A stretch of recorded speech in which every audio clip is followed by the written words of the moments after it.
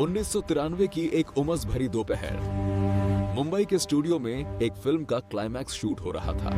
Set पर सन्नाटा था, लेकिन हवा में बारूद की गंध नहीं, बल्कि एक इंसान के गुस्से की गर्मी थी। वो इंसान जिसके 2.5 किलो के हाथ से पूरी इंडस्ट्री कांपती थी, उस वक्त चुप खड़ा था। उसका चेहरा लाल था, माथे पर नसें तन चुकी थीं।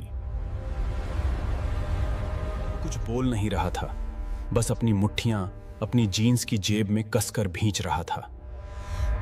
और तभी चर कपड़े के फटने की एक तेज आवाज ने उस सन्नाटे को चीर दिया। यह आवाज किसी एक्शन सीन का हिस्सा नहीं थी। यह आवाज थी रुद्र के गुस्से की, जिसने उनकी अपनी ही जीन्स को घुटनों तक फाड़ दिया था। वो गुस्सा जो न तो वो डायरेक्टर देव पर निकाल सकते थे और न ही उस नए लड़के कबीर पर। दरार उस फटी हुई जीन्स में नहीं थी, वो दरार उस भरोसे में थी जो रुद्र ने देव पर किया था। आज हम उस फटी हुई जेब के अंदर झांकेंगे और निकालेंगे वो सच, जिसके कारण रुद्र ने अगले 16 सालों तक कबीर की तरफ देखना भी गंवारा नहीं किया। कहानी 90 के दशक की शुरुआत की है। हिंदी सिनेमा एक बड़े बदलाव के मुहाने पर खड़ा था। एक तरफ रुद्र थे, एक्शन के बेताज बादशाह, उनकी दहाड़ से बॉक्स ऑफिस हिल जाता था। दूसरी तरफ था एक नया दुबला पतला लड़का कबीर, जो अपनी जगह बनाने के लिए हाथ पांव मार रहा था। जब देव ने यह फिल्म बनाने का फैसला किया तो वो एक एक्सपेरिमेंट कर रहे थे। एक ऐसी लव स्टोरी जहां विलन हीरो से ज्यादा अहम था। लेकिन रुद्र को यह बात शायद पूरी तरह बताई नहीं गई थी। उन्हें बताया गया था कि वो फिल्म के हीरो हैं, एक नेवल कमांडो। रुद्र ने सोचा, मैं कमांडो हूं, विलन को तो मैं चुटकियों में मसल दूंगा। लेकिन वो नहीं जानते थे कि स्क्रिप्ट के पन्नों के बीच एक साजिश रची जा रही थी, बुराई को ग्लैमराइज करने की। दोस्तों, बॉलीवुड में अक्सर जो दिखता है वो होता नहीं है। स्टारडम के पीछे के काले सच को जानने के लिए अभी सब्सक्राइब करें। शूटिंग शुरू हुई। रुद्र को एहसास होने लगा कि कैमरा उनकी तरफ नहीं, बल्कि उस आशिक की तरफ ज्यादा घूम रहा है। सेट पर कबीर को इम्प्रोवाइज करने की आजादी दी गई। जबकि रुद्र को एक लकीर के फकीर की तरह सिर्फ बचाने वाला पति बना दिया गया था। तनाव बढ़ने लगा। रुद्र को यह बात हजम नहीं हो रही थी कि एक विलन को हीरो से ज्यादा सहानुभूति मिल रही है। लेकिन असली विस्फोट क्लाइमैक्स की शूटिंग के दौरान हुआ। के मुताबिक कबीर का किरदार, जो एक साधारण लड़का है, वो रुद्र को चाकू मार देता है। यही वो पल था जब रुद्र का सब्र टूट गया। देव के पास गए, उन्होंने तर्क दिया, मैं एक कमांडो हूं, मेरा काम मारना है। एक आम लड़का मुझे सामने से चाकू कैसे मार सकता है? वो मुझे पीछे से मारे तो समझ आता है, लेकिन सामने से, ये तो मेरे कमांडो होने की तौहीन है। देव अपनी विजन पर अड़े रहे। वो चाहते थे कि कबीर का पागलपन उसकी ताकत बने। बहस लंबी चली। रुद्र अपने सीनियर की इज्जत करते थे, वो हाथ नहीं उठा सकते थे। वो कबीर को कुछ कह नहीं सकते थे, तो वो सारा गुस्सा उनके अंदर एक ज्वालामुखी की तरह उबलने फिर आया वो इमोशनल पीक। रुद्र सेट के एक कोने में खड़े थे। महसूस हुआ कि उनके साथ धोखा हुआ है। ट्रीटमेंट एक साइड एक्टर जैसा मिल रहा था। गुस्से की उस चरम सीमा पर रुद्र ने अपने दोनों हाथ अपनी टाइट जीन्स की जेबों में डाल दिए। खुद को नियंत्रित करने की कोशिश कर रहे थे।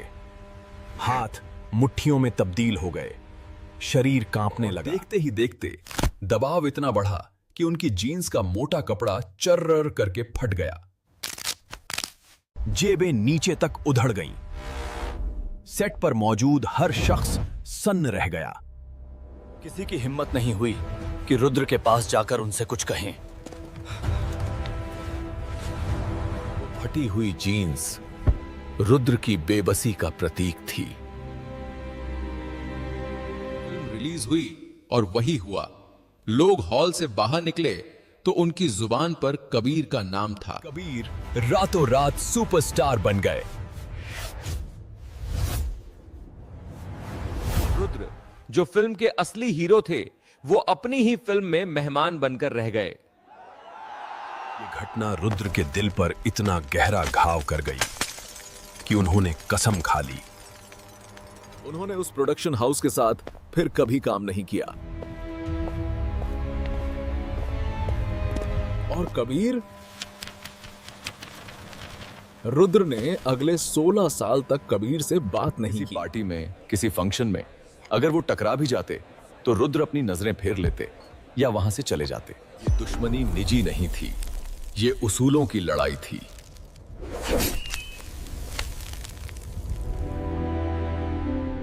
रुद्र को लगता था कि बाजारवाद ने कला का गला घोंट दिया है। उनके लिए हीरो का मतलब था नेकी, ताकत और सच्चाई। लेकिन उस फिल्म ने सिखा दिया कि बॉलीवुड में हीरो वो है जो बिकता है, चाहे वो विलन ही क्यों ना हो। हमारा चैनल इस घटना को 2 पीढ़ियों और 2 विचारधाराओं के टकराव के रूप में देखता है। रुद्र ओल्ड स्कूल थे, जहां अच्छाई की जीत होती है।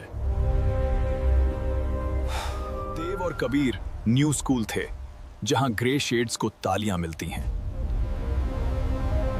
लेकिन सिनेमाई तौर पर देव ने बाजी मार ली। उन्होंने रिस्क लिया और वो रिस्क बादशाह को जन्म दे गया। लेकिन इस जीत की नींव एक भरोसे के कत्ल पर रखी गई थी। रुद्र को अंधेरे में रखा गया और यही वो बात थी जो उन्हें सबसे ज्यादा चुभी। आज दशकों बाद वो बर्फ पिघल चुकी है।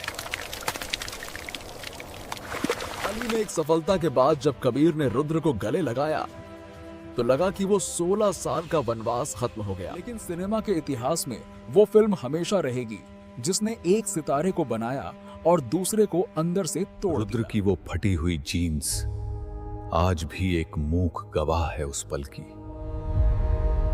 जब एक शेर ने दहाड़ने के बजाय खुद को चोट पहुंचाना बेहतर समझा। कुछ कहानियां कभी उजागर नहीं होती, वो बस सेट के अंधेरे कोनों में दफन हो जाती हैं, फटे हुए कपड़ों और टूटे हुए भरोसे के साथ। लेकिन आप उस दर्द को समझ सकते हैं जो उस दिन उस महानायक की चुप्पी में छिपा था। मैं हूं आपका राजदार। अनकही कहानियों के लिए सब्सक्राइब करें। अनकही कहानियों के लिए सब्सक्राइब करें।